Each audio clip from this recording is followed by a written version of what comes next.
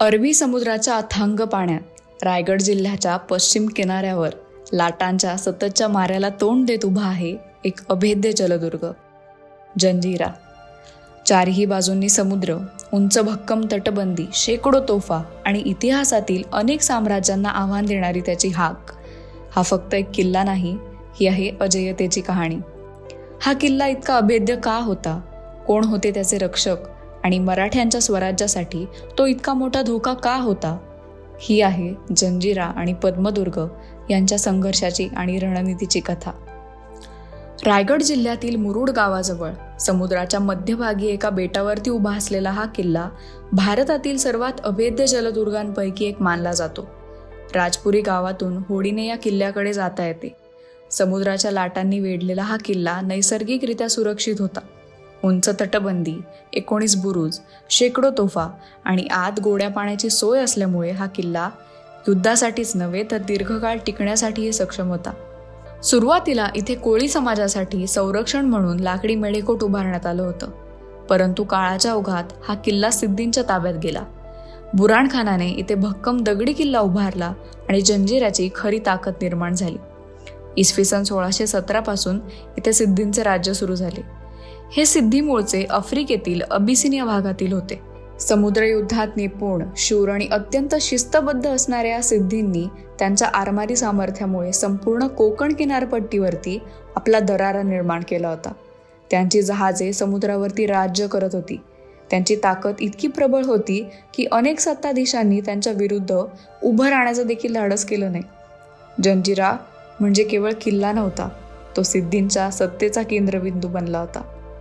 समुद्रावर नियंत्रण असणं म्हणजे व्यापारावर नियंत्रण, आणि व्यापारावर नियंत्रण म्हणजे सत्तेवर प्रभाव.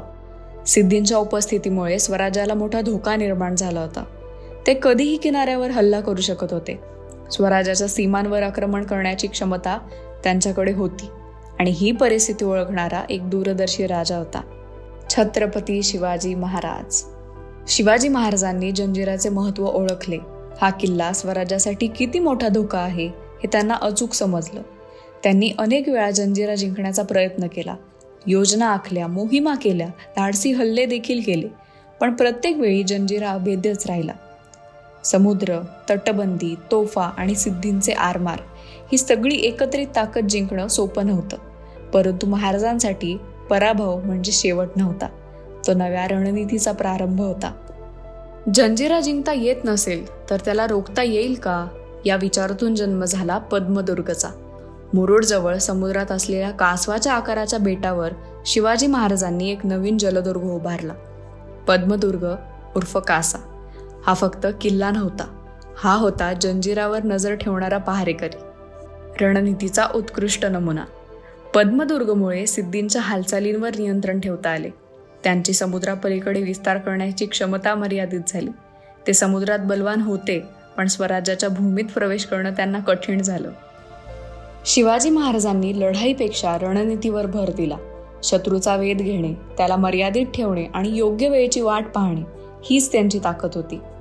पद्मदुर्गमुळे सिद्धी समुद्रापुरतेच मर्यादित राहिले.